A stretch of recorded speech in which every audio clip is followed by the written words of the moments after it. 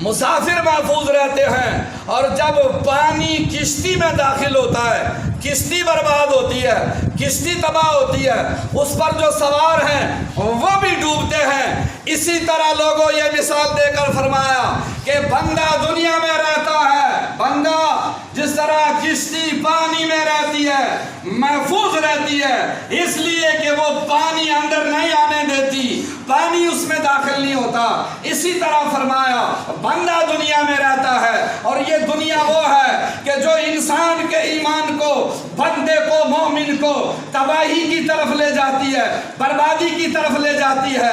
جب بندہ دنیا کو اپنے دل میں بسا لیتا ہے، بندہ جب اس دنیا سے جی لگا لیتا ہے، بندہ جب اس دنیا سے پیار کرتا ہے اور اس دنیا کو اپنے دل میں جگہ دیتا ہے، پھر یوں سمجھیے کہ وہ دنیا دار بن کر تباہ ہو کر رہ جاتا ہے۔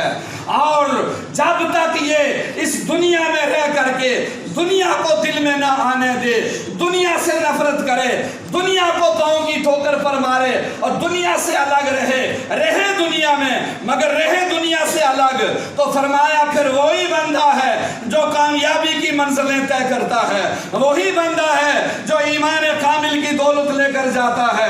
اس لیے کہ یہ دنیا اپنے پھندے میں جب لیتی ہے پھر نکلنے نہیں دیتی ہے، اس لیے فرمایا موت کی تیاری میں رہو، نہ جانے موت کا فرشتہ تمہیں کہاں انتظار کرتا ہو اور تمہارے دل کے ارمان رہ جائیں اور موت کا فرشتہ روح قبض کر لے، اور پھر تمہارے ساتھ وہی جائے گا جو تم نے اپنے ہاتھوں سے کمایا تھا۔ موت کی فکر کرو، موت کی تیاری کرو، اور ہر لمحہ بلمحہ انسان جو ہے وہ موت کے قریب جا رہا ہے، موت کی طرف جا رہا ہے، موت کے نزدیک ہو رہا ہے۔ ادھر بندہ سوچتا ہے میں جوان ہو رہا ہوں، میری عمر جوانی کی طرف بڑھ رہی ہے، میری عمر ابھی آگے بڑھ رہی ہے۔ حقیقت یہ ہے کہ اس کی عمر اب کم ہونا شروع ہو گئی ہے، اب اس کی عمر کم ہوتی جا رہی ہے، لمحہ بہ لمحہ وہ موت کے قریب ہوتا جا رہا ہے۔ تو میرے پیارو، میری آپ سے گزارش ہے اس دنیا سے جی لگانا چھوڑ دو۔ دانشوروں نے اس دنیا سے جی نہیں لگایا ہے، عقل والے اس سے جی نہیں لگاتے ہیں، عقل والے اس سے الگ رہتے ہیں، اور وہی کامیاب لوگ ہیں جو اس دنیا سے جی نہیں لگاتے ہیں۔ پھر آج انہی کی قبریں بھی زندہ ہیں، آج انہی کے تذکرے بھی زندہ ہیں، آج انہی کی مجلسیں زندہ ہیں، اور زندہ وہ ہیں۔ قرآن فرماتا ہے بل احیاء ولکن لا تشعرون، جو اللہ کی راہ میں گردنیں دیتے ہیں، جو اللہ کی راہ میں اللہ کے نام پر اپنی جانیں قربان کر دیتے ہیں، رب فرماتا ہے وہ زندہ ہیں۔ بل احیاء، کیا فرمایا؟ وہ کیا ہیں؟ زندہ ہیں۔ تو لوگوں، چار گروہ جو ہیں وہ اپنے جسم و روح کے ساتھ اپنی قبروں میں زندہ ہیں۔ کیا دیجئے سبحان اللہ۔ کتنے جماعتیں؟ کتنی بولیے؟ وقت میں گنجائش نہیں ہے۔ چار۔ ہم یہ جو تصور لے کر چلتے ہیں، جو تقریر تبلیغ ہم سنتے ہیں، قبر میں دفن کیا، فنا ہو گیا، مر گیا، کہانی ختم ہو گئی۔ نہیں، قرآن کہتا ہے چار گروہ ایسے ہیں جو جسم و روح کے ساتھ اپنی قبروں میں حیات ہیں، وہ زندہ ہیں اور پائندہ ہیں، اور قبر میں وہ زندہ ہیں، اور زمین کے اوپر لوگوں میں، خدا کے بندوں میں ان کے ذکر و تذکرے زندہ ہیں۔ اب ان چاروں کا قرآن نام لیتا ہے، فرمایا من النبیین،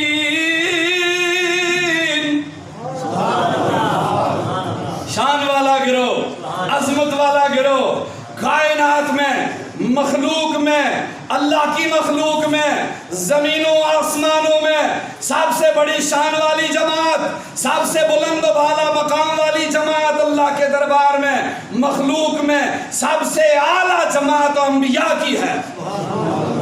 سب سے اعلیٰ جماعت بولیے، سب سے اعلیٰ جماعت انبیاء کی ہے، رسولوں کی ہے، پیغمبروں کی ہے، نبیشین ہے۔ قرآن نے فرمایا نبیشین، اور پھر نبیوں کے بعد فرمایا صدیقین کی جماعت۔ کتنے ہو گئے؟ دو۔ اور پھر قرآن فرماتا ہے وشہداء، اور شہدائے کرام کی جماعت کتنے ہو گئے؟ 3۔ اور پھر قرآن فرماتا ہے والصالحین، اولیاء اللہ کی جماعت زندہ، من النبیین والصدیقین والشہداء والصالحین۔ یہ 4 گروہ ہیں جن کی عظمت کو اللہ نے قرآن میں بیان فرمایا، جن کی شان کو رب نے قرآن میں بیان فرمایا، جن کے مرتبے کو اللہ نے قرآن مقدس میں ارشاد فرمایا۔ یہ وہ 4 لوگ ہیں۔ حضرات محترم، آئیے دیکھیے، میں نے آپ کے سامنے قرآن مجید فرقان حمید کے 26ویں پارے میں سے 2 آیتیں تلاوت کی، اس کے مفہوم و معنی کی طرف آتے ہیں۔ ایک مرتبہ ہاتھ اٹھا کے کہہ دو یا رسول اللہ، یا رسول اللہ۔ حضرات سنو، قرآن مقدس شاہد ہے کہ کائنات میں، زمینوں اور آسمانوں میں، اللہ کی مخلوق میں، اللہ نے ہر شے پر 2 چیزیں لازم کی ہیں۔ آپ سن رہے ہیں؟ پتھروں پر، درختوں پر، سورج و چاند و ستاروں پر، ہواؤں پر، سمندروں کی مچھلیوں پر بھی 2 چیزیں جو ہیں اللہ نے لازم کی ہیں۔ انسان کو تو اپنی عبادت کے لیے تخلیق فرمایا اور اس کا حکم فرمایا، یہ تو آپ روز سنتے ہیں، علماء سے قرآن میں پڑھتے ہیں، لیکن یہ بات نہیں سنتے ہیں، نہ قرآن میں دیکھتے ہیں کہ اللہ نے انسانوں کے علاوہ اپنی مخلوق میں، اس کی مخلوق میں درخت ہیں، پتھر ہیں، سورج ہیں، چاند ہیں، ستارے ہیں، ہوائیں اور فضائیں ہیں، یہ ساری کائنات کی مخلوق کی ہر شے پر اللہ نے 2 چیزیں لازم کی ہیں۔ کان کھول کے سن لیں۔ پہلی چیز یہ ہے کہ ہر شے اللہ کی تسبیح کرتی ہے۔ پتھر خدا کی تسبیح کرتے ہیں، درخت اللہ کا ذکر کرتے ہیں، خدا کو سجدے کرتے ہیں۔ قرآن شاہد ہے، اڑنے والے پرندے رب کی تسبیح پڑھتے ہیں، سمندروں میں مچھلیاں رب کی تسبیح پڑھتی ہیں۔ پتہ چلا ہر شے پر اللہ نے اپنا ذکر و تسبیح و پاکی لازم کی ہے۔ ایک چیز یہ یاد رکھیں، اور دوسری چیز جو رب نے لازم کی ہے ہر شے پر مخلوق میں، وہ کیا چیز ہے میرے پیارو؟ اسی کو آج ہم چھوڑ کے دور ہو گئے، اسی سے آج ہم الگ ہو گئے، مارے مارے پھر رہے ہیں، درپدر اور پریشان ہیں۔ دوسری چیز یہ ہے، سنو، اللہ نے کائنات کی ہر شے پر اپنے محبوب کی تعظیم لازم کی ہے۔ کوئی حضور کا عاشق ہو تو ایمان والا نعرہ لگا دو ذرا۔ نعرہ تکبیر، نعرہ رسالہ، نعرہ رسالہ۔ نعرہ بھی مولوی صاحب ہی لگائیں گے، آپ کو نہیں لگانا۔ سبحان اللہ بھی یہی کہیں گے مولانا عارف صاحب، اور نعرہ بھی یہی لگائیں گے۔ ایسا نہیں ہے، قبر میں سب کو اترنا ہے، قبر میں دوستوں سب کو اترنا ہے۔ قبر کی تیاری کی بات بتا رہا ہوں، سنو، اللہ نے اپنے محبوب کی تعظیم، اپنے محبوب کا ادب ہر شے پر مخلوق میں لازم کیا ہے۔ ایک چیز یہ کہ کائنات کی ہر شے اللہ کی تسبیح کرتی ہے، قرآن اور حدیث میں موجود ہے، اور دوسری چیز یہ ہے کہ کائنات کی ہر شے، انسانوں کے علاوہ بات کر رہا ہوں، وہ پتھر ہوں، وہ درخت ہوں، وہ جانور ہوں، وہ سورج ہو، وہ چاند ہو، وہ ستارے ہوں، وہ دن اور راتیں ہوں، ہر شے پر اللہ نے اپنے محبوب کی تعظیم کو لازم کیا ہے۔ اسی لیے قرآن نے ارشاد فرمایا لِتُؤْمِنُوا بِاللَّهِ وَرَسُولِهِ وَتُعَزِّرُوهُ وَتُوَقِّرُوهُ وَتُسَبِّحُوهُ بُكْرَةً وَأَصِيلًا۔ آیت کا مفہوم سنیں کیا ہے؟ رب فرماتا ہے ایمان لے آؤ اللہ پر اور اس کے رسول پر۔ ایمان لے آؤ کس پر؟ ذرا زور سے بولو، ایمان لے آؤ اللہ پر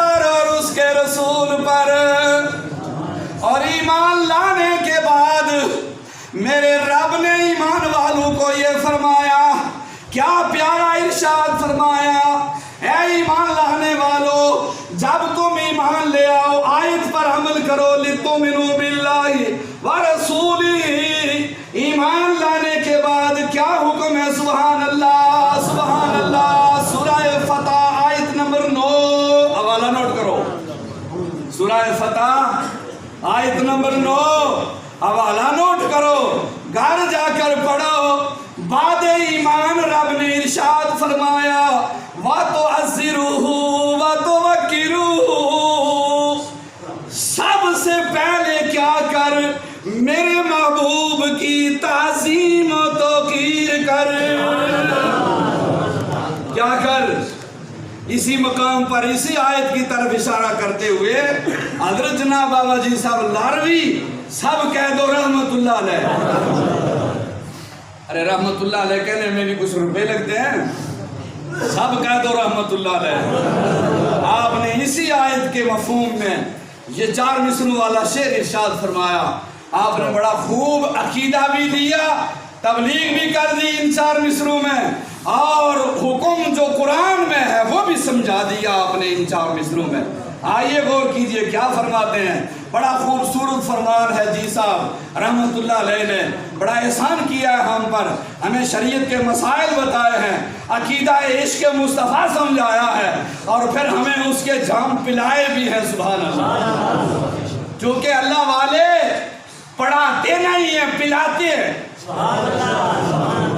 بڑا خوب کسی نے کہا ہے کہتے ہیں طیبہ سے منگائی جاتی ہے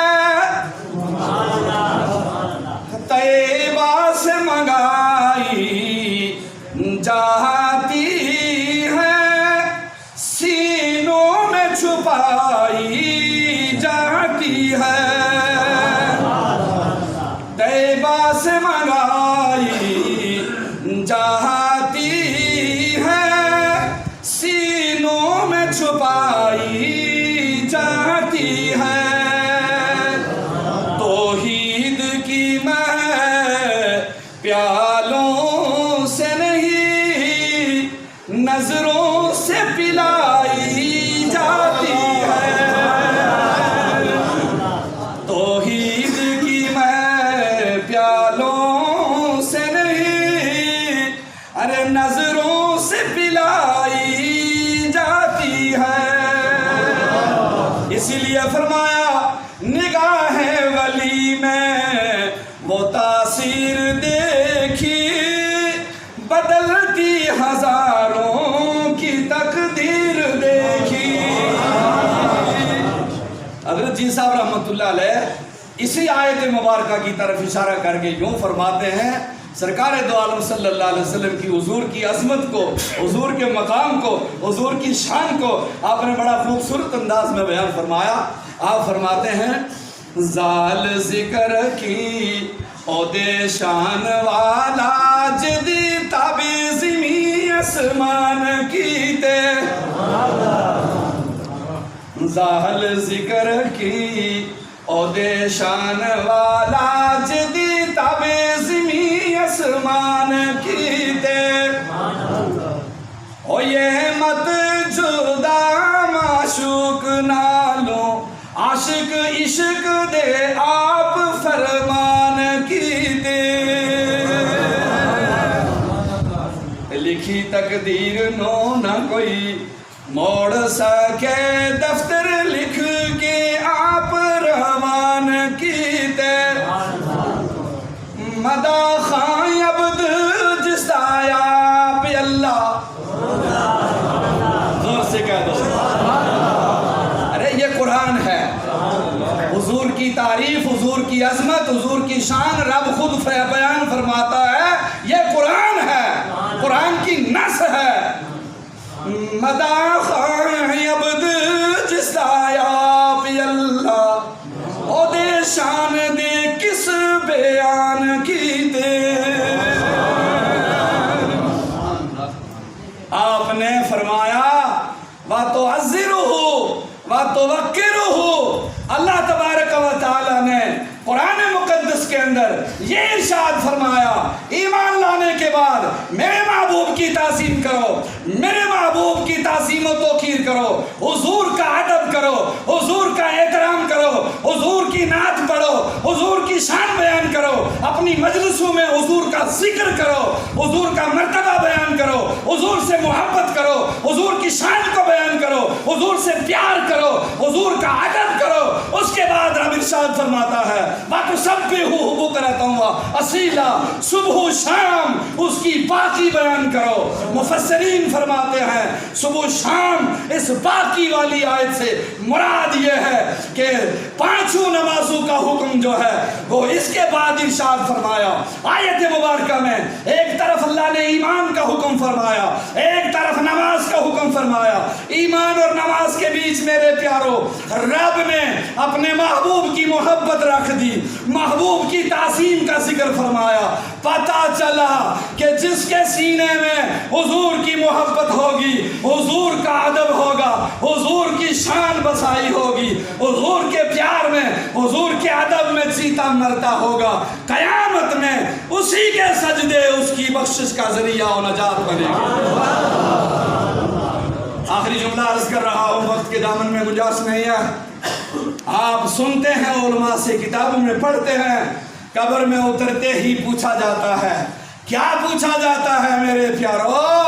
कब्र में वही पूछा जाता है जिसका रब ने वादा लिया हुआ है, जिसका अल्लाह ने ऐद लिया हुआ है रोज़े मिसाक में। दुनिया के मुफ्तियों को, उलमा को, कुतुब को उठा लो, कब्र में आमाल नहीं पूछे जाते। आखिरी जुमला कान खोल के सुने लोगो, धोखे में न रहो। ओ कब्र में आमाल नहीं पूछे जाते, कब्र में अकीदा पूछा जाता है, कब्र में ईमान।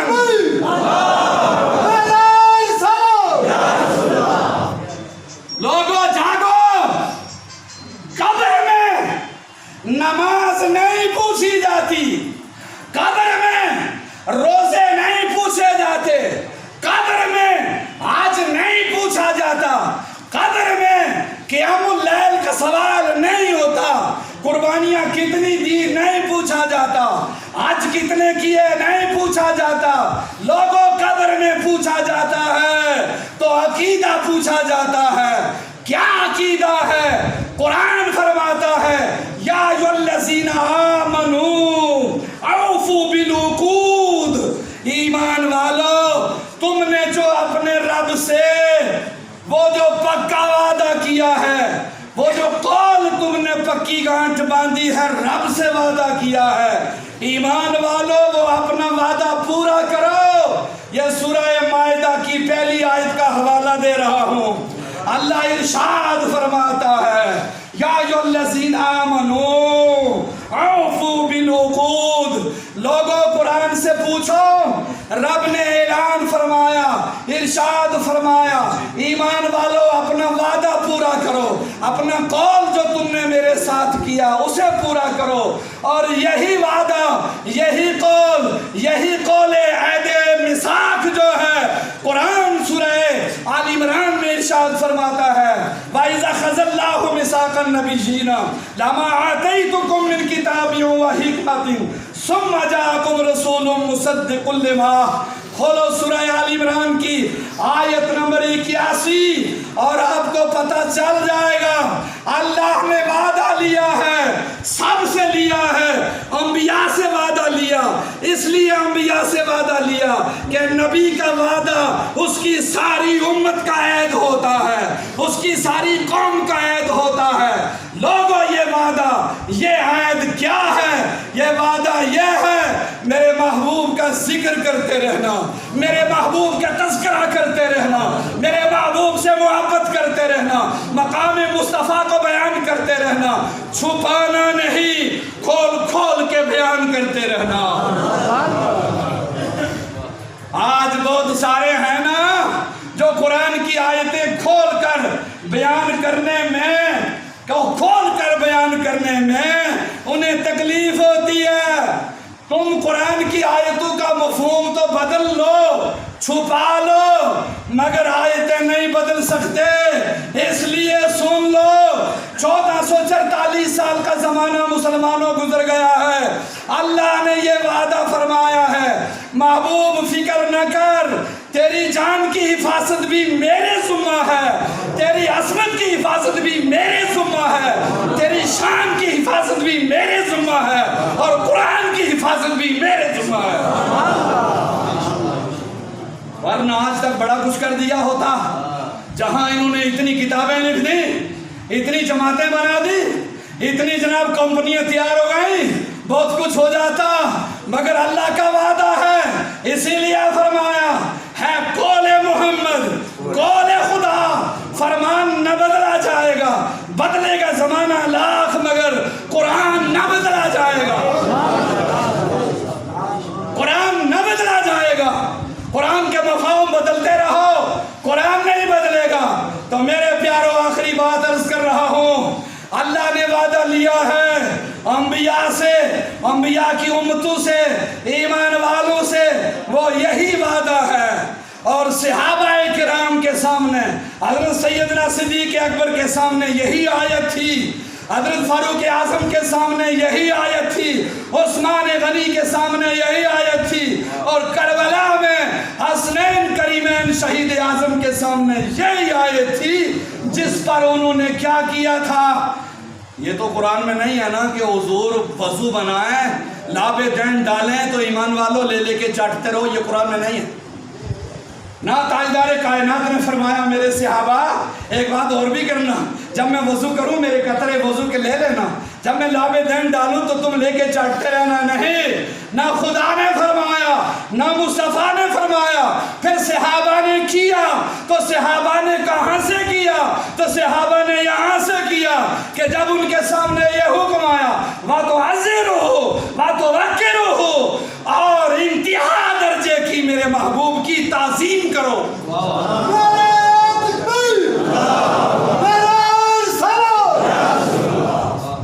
جب ان کے سامنے یہ آیا انہوں نے چوما بھی، انہوں نے قطرے لے لے کے چاٹے بھی، اور حدیث اٹھاؤ، کتابیں اٹھاؤ، صحابہ کا ایمان پڑھو کتابوں میں، جس صحابی کو قطرہ مل جاتا وہ چاٹ لیتا، اور جس صحابی کو نہ ملتا، سنو مسلمانوں، آج کہتے ہیں نام محمد پر انگوٹھے چومنے کہاں لکھا ہوا ہے، ارے صحابہ سے پوچھ کہاں لکھا ہوا ہے۔ اور جس صحابی کو قطرہ ملتا وہ چاٹتا، جس کو نہ ملتا وہ اس کے ہاتھ کو چوم لیتا، وہ اس کے ہاتھ کو چوم لیتا۔ تو میرے پیاروں سنو، یہی بات ہے، قبر میں پوچھا جائے گا تو کیا پوچھا جائے گا؟ ایمان پوچھا جائے گا، عقیدہ پوچھا جائے گا، اور اسی لیے یہ 3 سوال ہیں۔ امام بخاری رحمۃ اللہ علیہ بخاری شریف میں ایک ہی سوال لائے، وہاں 3 نہیں، اوپر کی کتابوں میں جو امام بخاری رضی اللہ تعالیٰ عنہ باب الجنائز میں کھولو، جا کے گھر میں پڑھو، وہاں انہوں نے ایک ہی سوال لایا، اور وہ یہی سوال ہے کہ فرشتوں اس سے میرے محبوب کے بارے میں پوچھو۔ اور امام بخاری نے باب الجنائز میں جو سوال قائم کیا ہے وہ یہی کیا ہے۔ کون سا سوال کیا ہے؟ امام بخاری نے فرمایا، جب امام بخاری نے دیکھا کہ ایمان کا مدار، ایمان کا جس طرح نماز کا مدار پاکی پر کھڑا کر دیا گیا، پاکی کے بغیر نماز نہیں ہوتی، نماز ہی اعمال میں داخل ہے، اور حضور کی تعظیم ایمان میں داخل ہے، تو نماز تب کام آتی ہے جب پاس میں ایمان ہوگا، روزہ تب کام آئے گا جب ایمان ہوگا۔